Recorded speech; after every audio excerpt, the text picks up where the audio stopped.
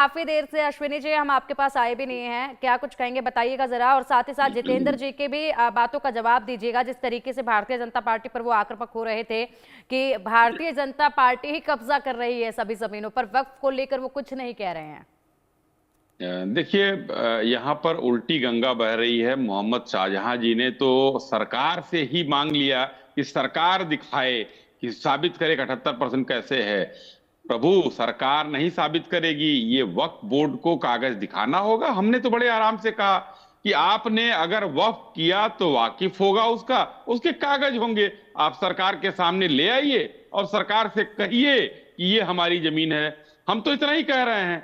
78% जो जमीनें सरकार ने सर्वे कराया उत्तर प्रदेश में, 89 के कानून में हमने संशोधन किया योगी सरकार ने। और अब संशोधन करने के बाद हमने वो सर्वे कराया।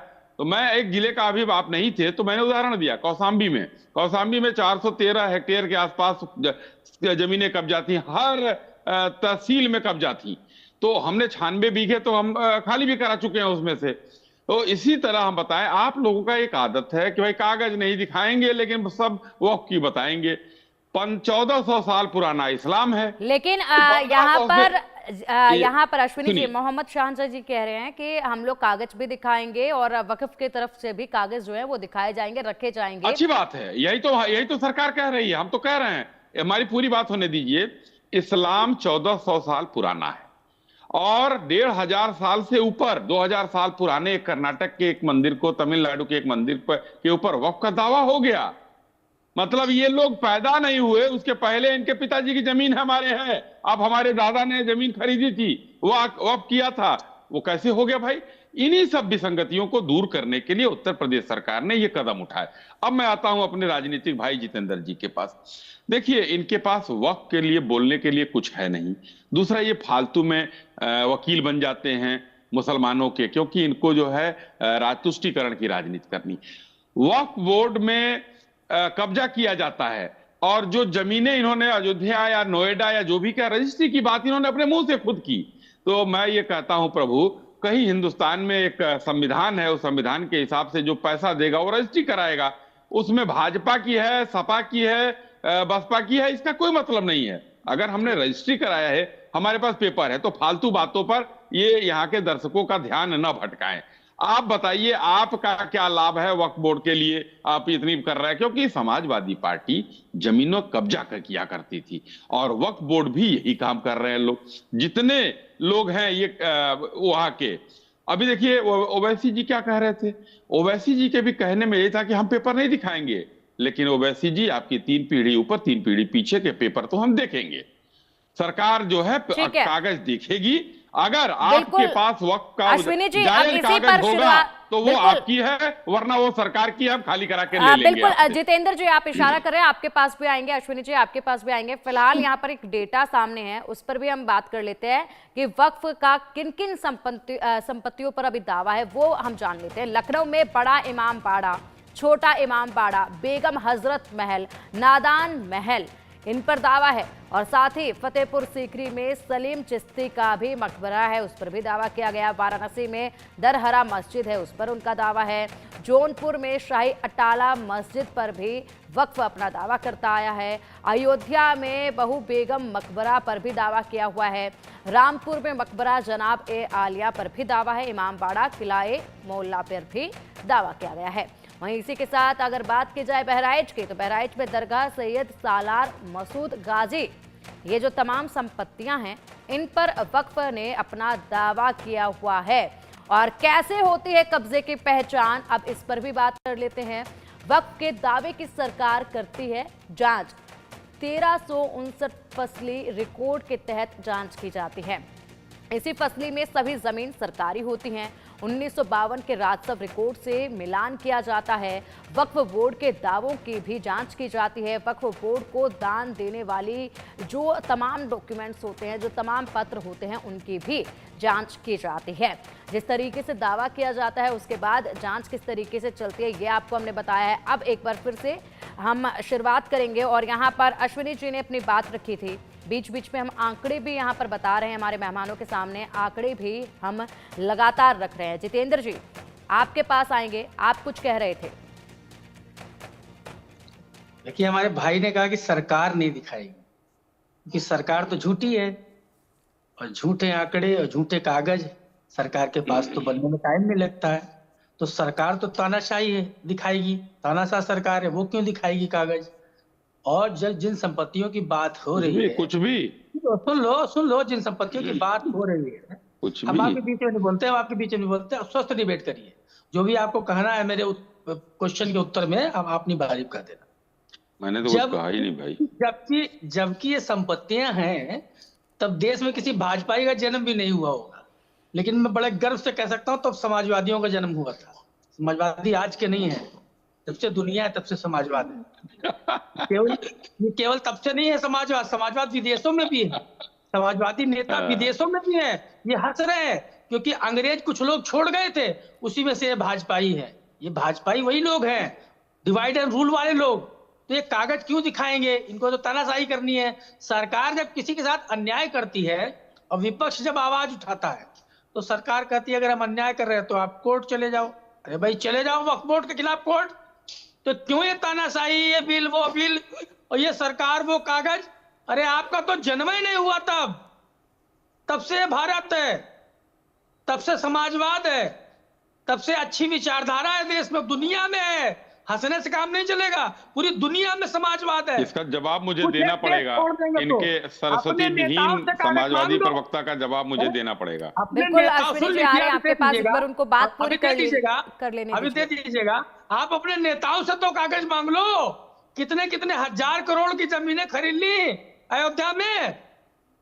अभी करप्शन का खुलासा सपा सरकार में होगा, अभी मौज कर लो आप लोग, है ना। इसका जवाब तो जब सरकार बदलेगी तब ना मिलेगा।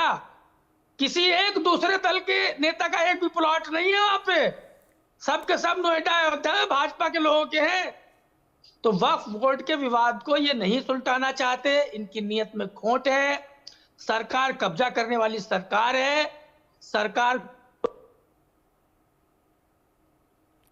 आपकी आवाज पहुंच नहीं पा रही है जितेंद्र जी, आपकी आवाज नहीं पहुंच पा रही है। और अब हम मौका देंगे अश्विनी जी को। अश्विनी जी जब तक आप अपनी बात पूरी कर लीजिए, जवाब दीजिए जितेंद्र जी के इन सवालों का। देखिए, इन्होंने तो बता दिया कि भारतीय जनता पार्टी के लोग इस देश के निवासी ही नहीं है, क्योंकि हम लोग थे ही नहीं। अरे समाजवाद तो संवैधानिक रूप जो है 75 में मिला है, और समाजवादी पार्टी का गठन जो है कब हुआ है देख लीजिए, भाजपा के बाद हुआ है। एक तो ये बात है, समाजवाद था। दूसरी बात, संपत्तियों की जांच की धमकी दे रहे हैं।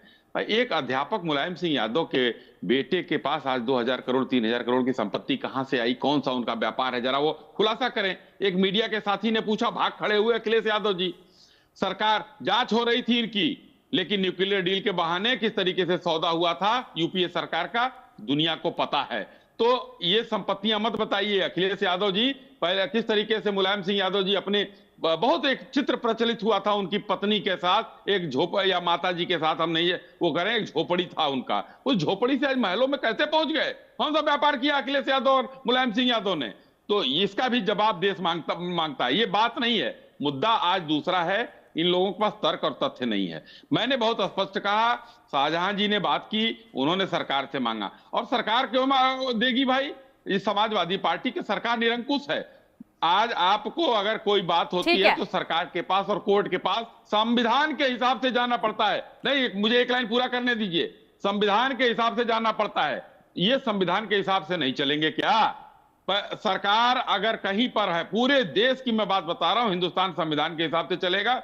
हमारी अगर कोई चीज है तो हमको साबित करना पड़ेगा। सरकार क्यों साबित करेगी? तो वक्त इसी तरीके से वक्त से हम अश्विनी जी समय की बहुत पाबंदी है। अश्विनी जी समय की बहुत पाबंदी है। मैं चाहूंगी एक बार मोहम्मद शाहजहां जी को कहना चाहूंगी कि आप जल्दी से छोटा सा रिएक्शन दीजिए इस पर। जितेंद्र जी आएंगे आपके पास, समय की पाबंदी है, बहुत छोटा रिएक्शन मैं लेना चाहूंगी मोहम्मद जी से। खाना खाते थे वो 10 लाख का सूट पहन रहे हैं, 8000 करोड़ के चार्ज। जितेंद्र जी आपने एक बार भी बात नहीं की है वक्फ बोर्ड को लेकर। अमित शाह से बड़ा लुटेरा इस देश में नहीं है।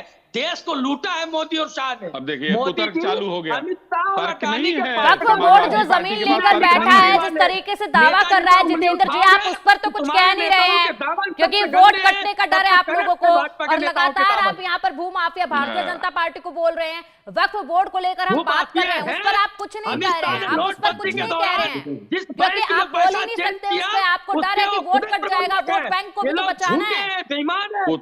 कुतर्की सरस्वती चलिए ठीक विहीन है, समाजवादी पार्टी ठीक के है, लोग आप तर्क नहीं। ठीक है, मैंने पूरा वक्त दिया है आप दोनों को बात करने का। आप मोहम्मद जी के पास जाना चाहूंगे, आप बहुत जल्दी से अपनी बात पूरी कीजिएगा, समय की बहुत पाबंदी है। क्या बात करते हैं आप जी? जवाब नहीं है आपके मैं पास। बोलूं? जी मैं जी बोलूं? मोहम्मद जी आप अपनी बात रखिए। मुझे ऐसा लगता है, मोदी ने मिल किया। जितेंद्र जी आप मोहम्मद जी को तो बोलने अश्विनी जी, दीजिए। हमें नहीं लगता कि इस मामले में उत्तेजित होने की जरूरत है। हम अश्विनी जी के दो बातों का खंडन करना चाहेंगे।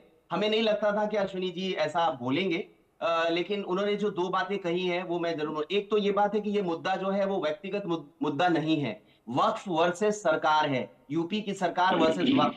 और वक्फ एक बॉडी है, जिस तरह से सरकार एक बॉडी है, जिस तरह से काम करती है।